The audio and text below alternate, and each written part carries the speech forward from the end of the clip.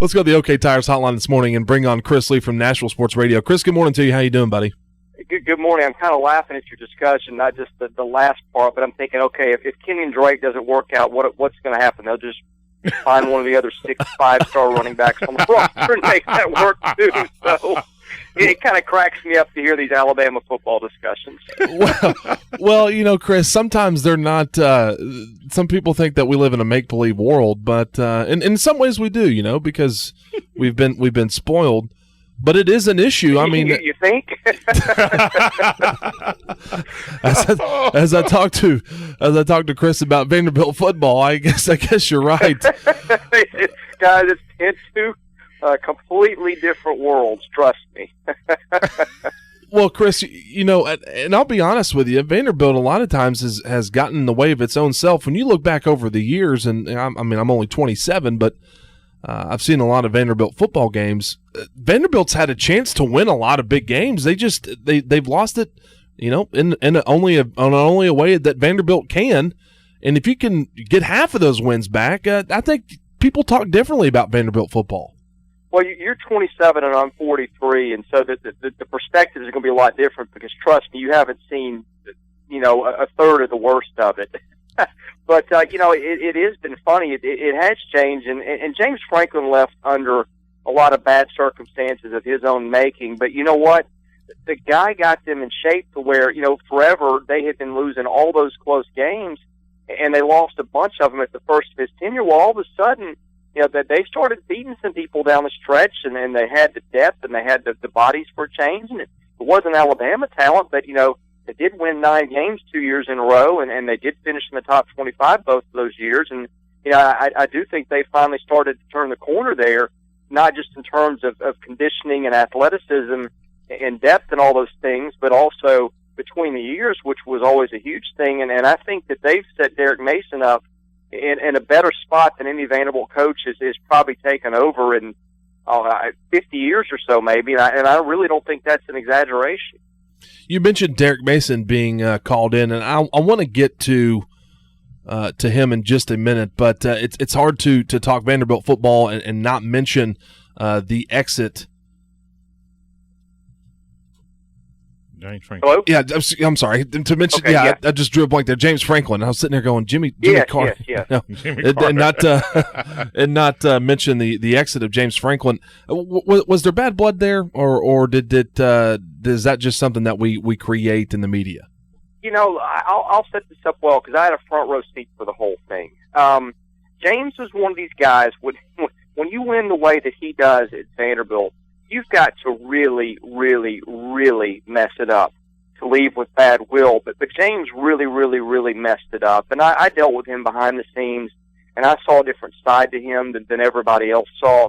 You know, James could be charming and fun to deal with, and, you know, he certainly made the covering the program a lot of fun. I think he's a very good coach. You know, people talked about his recruiting, but the thing is, guys, most of his players, he didn't really get to break out, and that's what Derek Mason's going to take over. But he did a pretty good job with a lot of Bobby Johnson's players, to say the least. But the thing about James is he couldn't help himself. He had to be in control of the message all the time, which meant he was very manipulative to the media, which meant that when, you know, stuff started going down, the claws came off, and James wanted to have it both ways. I think he knew he was going to Penn State a long time before he let on, and James was telling people on one side of the table one thing and telling people on the other side of the table a completely opposite thing. Well, he counted on people not to talk, and people talked, and they caught him in contradictions publicly. And all James had to say was, look, I'm going to Penn State. I'm from there.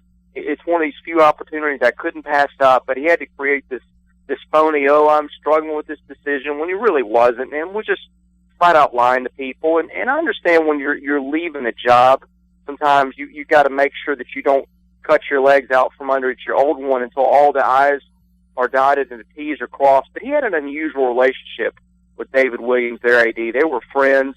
You know, John Ingram and some of the other people on the board that really fattened his paycheck over the years. And I think all he had to do in that case was say, look, I'm going to go to Penn State. I need to wait till the board approves it and get everything in line.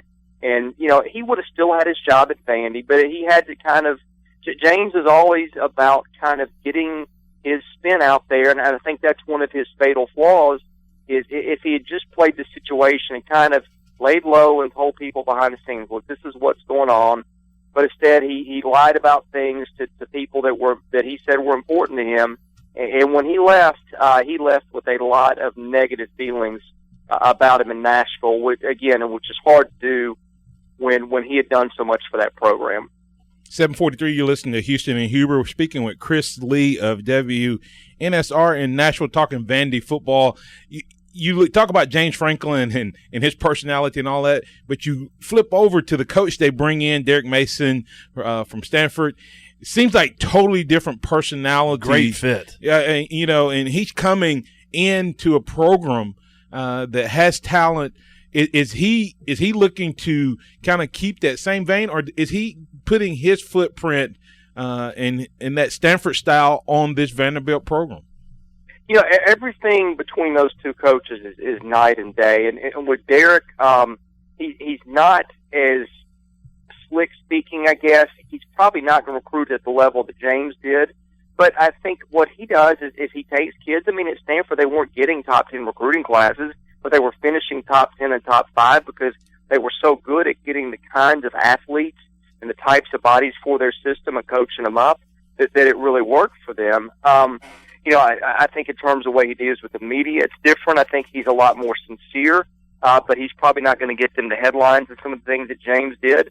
I don't think he's going to get them in on all the recruits that James did in terms of, maybe some 4-star kids and an occasional 5 they'd get in on. They never would get that player, but they'd at least be in the discussion. I think Derek is a whole lot less concerned with recruiting ratings and some of those things, and I don't know that they're going to land as many top players, and they may pay a price for it. On the other hand, he may get players that fit his system, and I'll say this, as good as that last coaching staff was, you look at the pedigrees of this one coming in, a lot of guys with NFL experience.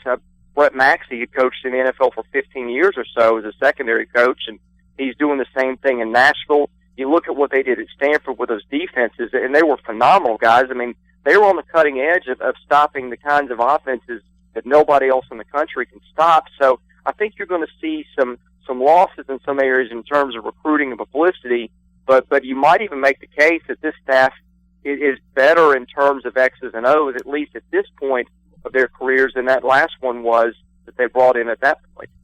And Chris, when you're talking X's and O's, what kind of style of offense is Derek Mason going to bring to the Vanderbilt Commodores? I think if you look at what Stanford does, and they like to have that big bruising runner, and they weren't flashy, but they just kind of pounded you away 4 yards a carry. Heck, Alabama fans are used to seeing that kind of offense through for years, and all that's going to be a little different. You'll see multiple tight ends. I don't think you'll see them. You're not going to see an Oregon offense, that's for sure. I think they're going to try to pound away with the power running game. They may not have the exact kind of backs that they need right now, but I think he'll go out and recruit them. I think you'll see them dump the ball off the tight ends and running backs a lot more. Maybe a shorter, controlled passing game. You're seeing him recruit these quarterbacks who are all 6'3", 6'4", or in the case of Stephen Rivers, who's just transferred in from LSU, 6'7". I mean, it is really going to be a pro-style, old-school approach with this bunch from everything we can see. As you look at this Vanderbilt team, 9 wins, kind of a watermark high, new coach coming in. What are the fans and the coaching expectations for Vanderbilt coming out of the East this year? I think 7 or 8 wins is what most people are thinking. I think it's realistic. Maybe 6 to 8, but you look at that schedule, and man, that's one thing that Franklin did. He did the K-State approach where you just kind of schedule yourself, pull out of conference wins, and that's kind of what they've done the last few years. And their out-of-conference schedule this year is just ridiculous easily. Charleston Southern and people like that. So I think you look at the East, you still got Kentucky trying to rebuild under Stoops. You got Tennessee is still going to be down, losing its whole offensive line. They suck. And then you've got, you don't know, Missouri's going to take a step back. You don't know what to make of Georgia, South Carolina. And I think those two teams are going to be good. But I think you just look at the schedule, and I think 7 or 8 wins is doable, especially considering, again, the talent that they brought in, all those kids that Franklin got, those kids are just now starting to make a real impact. Gonna close out Missouri this year. You guys have been close. I mean, it's like, can you get over the hump against Missouri?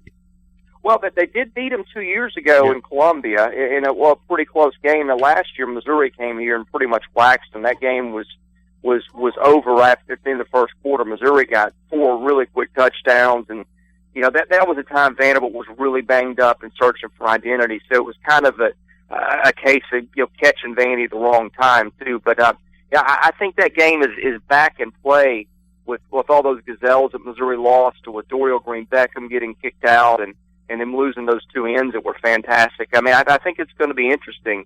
It'll be in Columbia though, so that you start off kind of half step against you there. Chris Lee, Nashville Sports Radio. Chris, before we let you go, College World Series in action. Vanderbilt traveling to Omaha. What can we expect from the Commodores on the diamond? I'm actually going to be heading out there in a couple days. Oh, I'm jealous, it's going to be a lot of fun. I'm so jealous of you. I think they've got a shot to win the whole thing, guys. I mean, they have got pitching that you just can't believe. They potentially, of course, Tyler Beatty was a first rounder just picked last week by the Giants at number 14. And they got 3 more kids that have started for them this year that are all getting some first-round buzz for next year. They're really starting to hit the ball. They got another kid who's a setup guy that was a 4th-round pick of the Tigers. They've got a kid named Hayden Stone who came in and absolutely shut Stanford down on Sunday in 6 innings. I mean, nobody's got the arms, I won't say like theirs, but at least better than theirs. And with the offense really picking it up and then being in the easier side of the bracket, I really like them to get to that title series, and we'll see what happens from there. Chris Lee, Nashville Sports Radio. Chris, appreciate your time this morning. Hey, thanks, guys. Have a good one. That's Chris Lee.